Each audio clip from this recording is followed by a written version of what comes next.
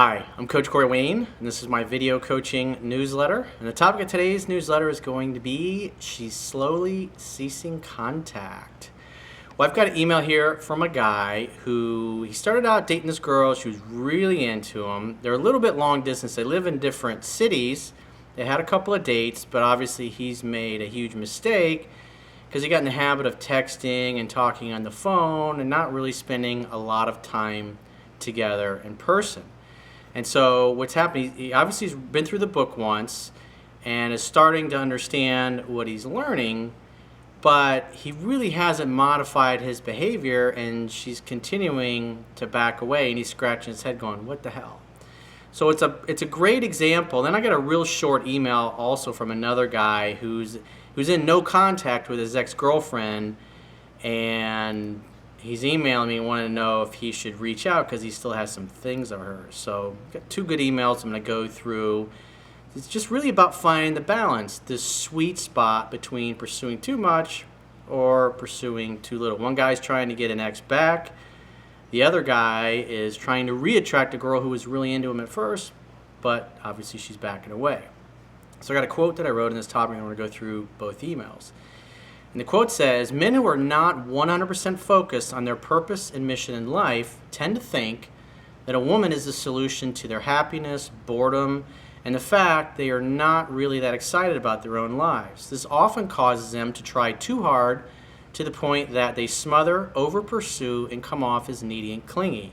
They also mistakenly try to substitute controlling their women for their lack of personal self-control and the fact they feel totally out of control in their own lives because they are not doing anything to shape, change, and control their own destiny. Men must get their professional lives in order first before they can reach their full potential in their personal lives. Having an unbalanced and unfocused professional life leads to turmoil and inconsistent success in your personal life. And you're going to see that to a degree with both of these guys' emails. So let's go through the first guy. This is the guy that's trying to reattract this woman.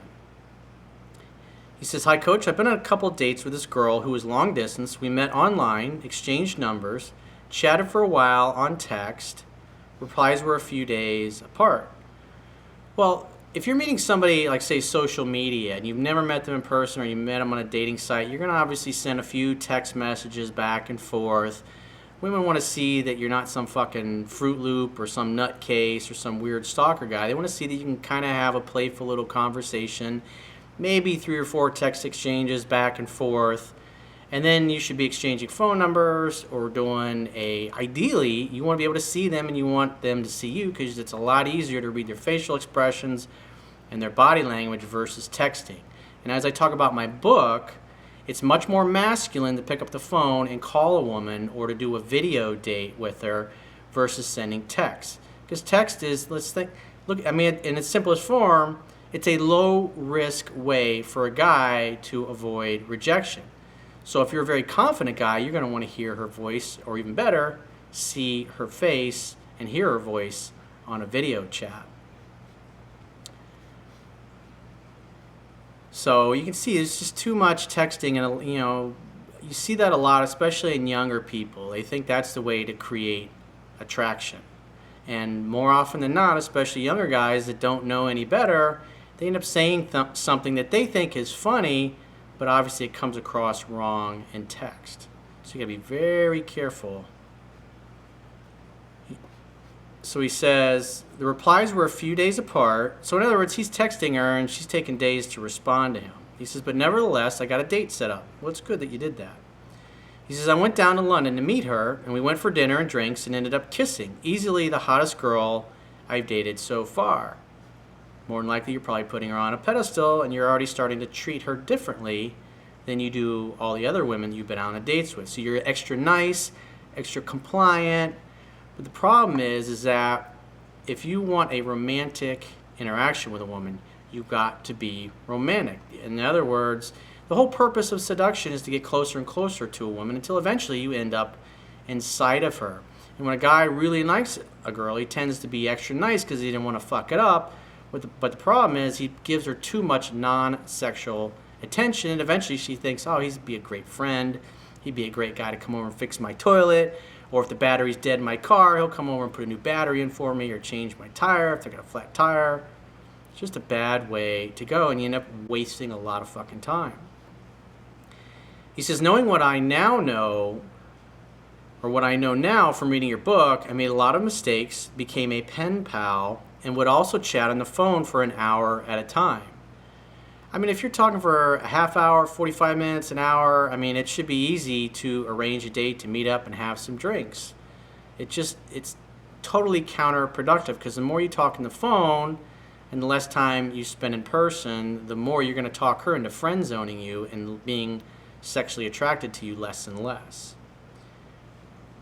So he says, but I got the second date, better than the last, all over each other, but sex didn't happen. So here's where he's going to give us this excuse. A little background. We're both of Indian descent, and it isn't typical to expect sex to happen after 2 or 3 dates.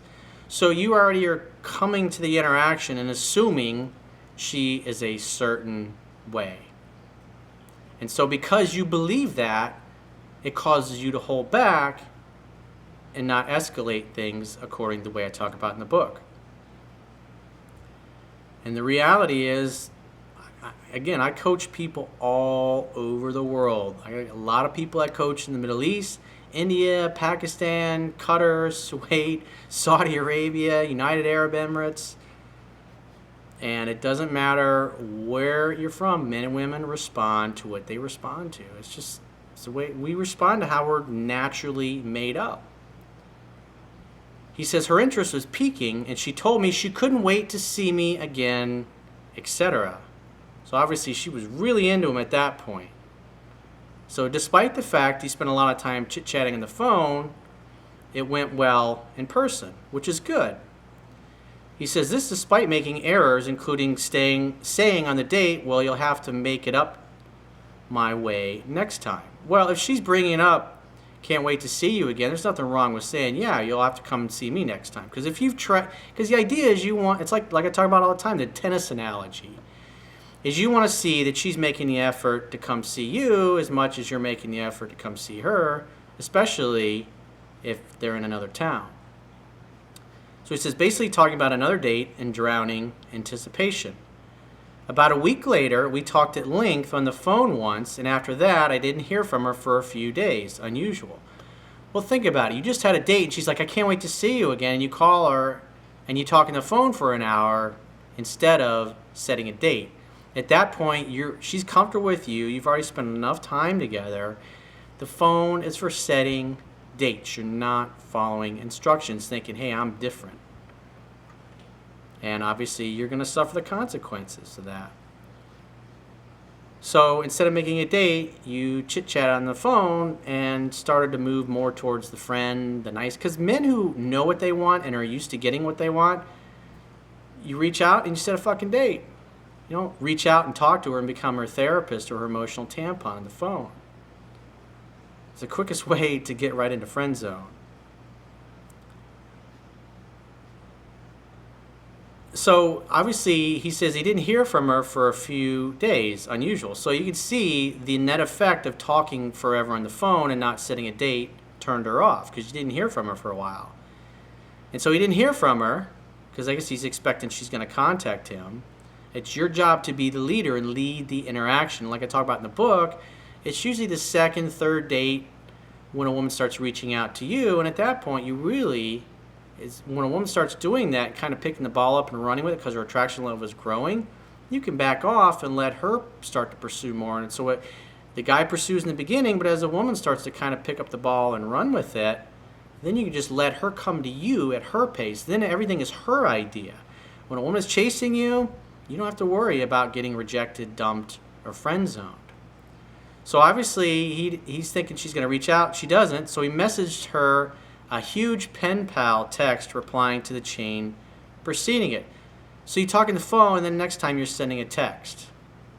You're inconsistently being masculine. It was masculine to call her, and now you're sending a text. So you already made a mistake by not making a date. Because if you talk to her on the phone and try to set a date, she's like, I'm not sure, I don't know about my schedule, then just say, hey, awesome, I'd love to see you, so figure out your schedule and get back to me. And then as soon as you hear from her next time, even if she doesn't bring it up, assume the reason she's reaching out is because she knows her schedule and she's hoping you'll be the leader and invite her for a date and make definite plans. And then you got off the phone. So he sends her this long text, probably drooling all over her. And then she got back to me eventually. She'd been going through a hard time at work. So he's thinking, oh, yeah, that sounds reasonable. Oh, okay, she didn't get back to me because she's going through a hard time at work. Reality is her attraction level is going, phew. If she was really into you and she's having a hard time at work, guess what? She's going to call you or text you or want to talk to you. But obviously you're turning her off, and so she's backing away. So she's having a hard time at work. She decided to quit, and I knew she was dealing with this before. She asked me for advice about it, and she did some of what I told her since I had experience with this sort of thing in my line of work.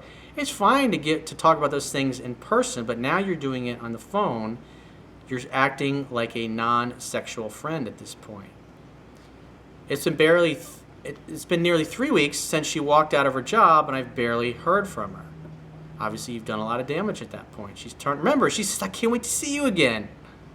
Now you barely hear from her over the course of 3 weeks.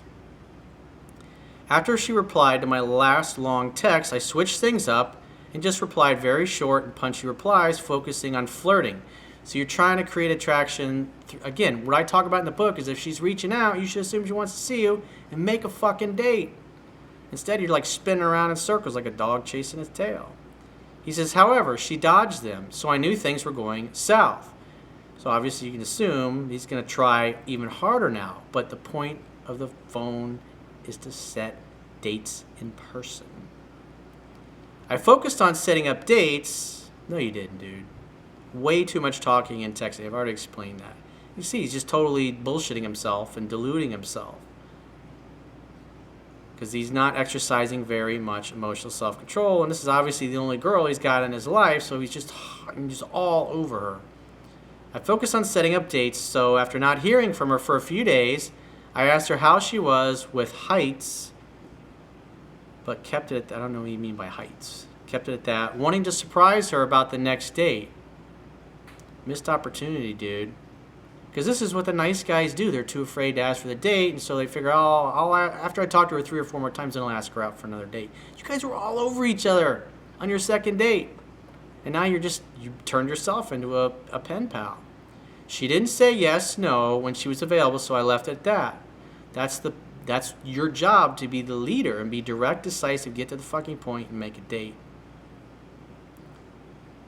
And obviously you didn't do that. Just kind of, women tend to do that. You'll ask them when they're available, and then they change the subject or they start talking about something else. And if you just let them take control of the conversation, you're not being direct and you're not being decisive and you're not getting to the point. You're acting like the nice guy friend, the emotional tampon. Women want you to be the leader. Think about it. If you're on a sales call, if you got a potential client that you're talking to, you want to get an appointment in person so you can sell them in person. Slide the contract over and they'll sign on the dotted line in person. If you've ever bought a car, that's what you experience when you call car dealerships asking, well, when can you come down? You're going to hear that within the first couple of minutes of talking to them. They'll give you some basic information, but like, well, why don't you come down and take a look? Why don't you come down and do a test drive? I got a beautiful red one, a beautiful blue one on the lot. You're going to like it. It'd be great. When can we get together? A smart salesman knows to do that. And the reality is dating is kind of like sales. You're selling yourself, but you close the person in person, not over the phone. So you're giving out way too much information over the phone. Since then, I had to go to London for an interview. She realized off social media that I was in London, got so excited and really wanted to meet up.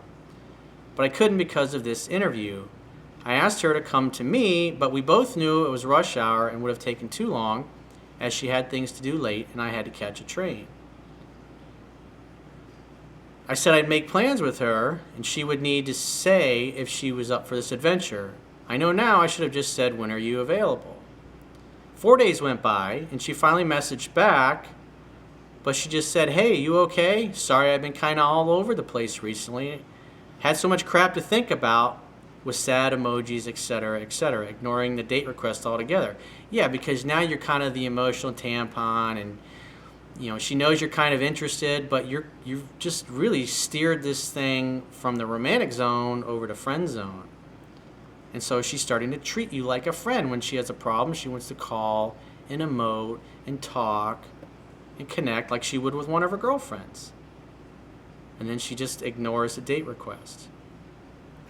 I replied back a day later saying, hey, hope you're okay. Give me a call when you're free and we can catch up. Hey, give me a call. Let's get together and have a drink. Let's get together and have dinner. It's been 4 days and I haven't heard anything, which obviously it's driving them nuts. I can't tell if I'm screwing up. Dude, you're totally fucking up. Because I should talk to her more. No, dude, that's the problem. You're talking too much and you're not getting together. You started off okay, but you're basically talking this girl out of liking you. Or get on the phone and just sort out a date. What's the book say, dude?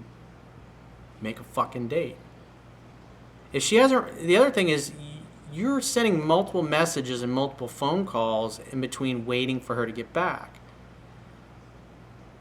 It's a game of tennis. If you reach out to her and she doesn't respond, maybe she's busy, maybe she's traveling, maybe she's fucking another guy. It doesn't really matter. The bottom line is if you value yourself and you have self-respect, you're going to be spending your time with somebody who's excited to be with you, not somebody that just blows it off. If you're going to, you're putting this girl on a pedestal and treating her like she's the most valuable woman in the world, and yet you're just kind of like a second thought. Almost like she's kind of put you in backup position and keeping you there while she spends time or fucks the other guy that she's actually hooking up with. But just does enough to stir the pot to keep you interested so she can get some validation and attention from you. I knew I was coming across as needy initially, and that is why I changed my behavior. Maybe I missed something, but I don't see where your behavior's changed at all. You've been pretty consistently doing things wrong. And stop the pen pal stuff, etc., and I'm focusing on dates. Obviously, well, as I talk about in the book, if you've asked a woman out twice on 2 separate occasions when she reaches out to you first, but obviously you're not waiting for her to reach out first at this point, and she won't make a date, then you just stop asking. And she'll either bring it up when she reaches out, or she'll disappear forever. Obviously, she's been on WhatsApp a lot, all day, and all over social. She's just ignoring my text. So you're stalking her on all social media trying to figure out what's going on. In the meantime, I've been busy doing a lot of things myself. Well, it doesn't sound like it from your email. Now and again, I'll stick something on social media like meal prep or about the business I'm building, and I know she's seen them. I think I may have blown it. Pretty good chance you have. She's smoking hot, and there's no doubt she'll have all these local guys vying for her attention. Yeah, she's probably fucking somebody else at this point because you talked her out of liking you. My plan is to call her to arrange a date. Well, you're still waiting to hear from her at this point, and she ignored your request for a date last time. I wouldn't call her or text her at all at this point. I'd wait to hear from her and then make a definite date. Get right to the point. No need to... If she texts you, say, hey, I'm going to call you. Call her up. Just say, hey, I'm kind of jammed up right now. I can't really talk, but I'd love to see you. When are you available to get together? And she goes, oh, I don't know. I just wanted to call and talk and see how you were. I haven't talked to you in a while. Say, oh, I've been real busy, but I'd definitely love to see you. So why don't you figure out your schedule? I'd really love to see you and get back to me, and we'll plan something then. But I got to run. I'll talk to you later. And then leave it at that. If she doesn't answer, I'll leave a voicemail and see what happens. Like I said, I wouldn't reach out anymore after this, dude. I wouldn't do anything. I'd just wait to hear from her and try to set a date if you can. And then if you go out on a date, see how things progress. If you're able to, the idea is to hang out, to have fun, and to hook up. But you also should be dating other women. Because if this girl's as hot as you say she is, she's got plenty of other attention from guys. And guys that know what they're doing are making dates and probably hooking up with her. And you're kind of like the backup guy stuck in friend zone. You're like the break glass in case of emergency male companion. Backup plan. You don't want to be anybody's fucking backup plan. You want to be a priority. If she treats you like an afterthought, then guess what? You're going to give her the same thing back. If she treats you like she's bored with you, well, then be bored with her. If someone's excited to be with you, be excited to be with them. It's like you match and mirror their actions. So let's go through the second guy's email. This is really quick. He says, really dig your work. After a 6-year relationship, I was dumped, and I have maintained complete no contact for 3 months despite hoping she would reconsider. Well, she unilaterally changed the terms of your relationship, so there's not a lot you can do about it at this point. But I hung in there. While doing some spring cleaning, I found her dog crate in my garage. I had borrowed it when I watched her dogs last summer. It's not something she needs back right away, and she may not have been thinking about it. It's not a major inconvenience for me to hang on to it for a while, but eventually she should get it back. It's a nice one. Well, if she really wanted it back, she'll get in touch with you. She dumped you. The reality is you're reaching out to me because you think going back and pursuing is going to somehow help things. But 6 years together, you haven't heard from her in 3 months. She broke up with you. Obviously, she doesn't give a fuck right now. He says, do I just drop it off in her driveway on some Tuesday afternoon saying nothing at all? That would continue no contact. No, you only want to drop the cage off because you're hoping she'll contact you. It's the only reason you're doing this. Take it apart, throw it in the back of your fucking attic somewhere, and forget about it. If she wants it back, I mean, think of it this way. Women often will leave things at a guy's house because it gives them an excuse to reach out in the future.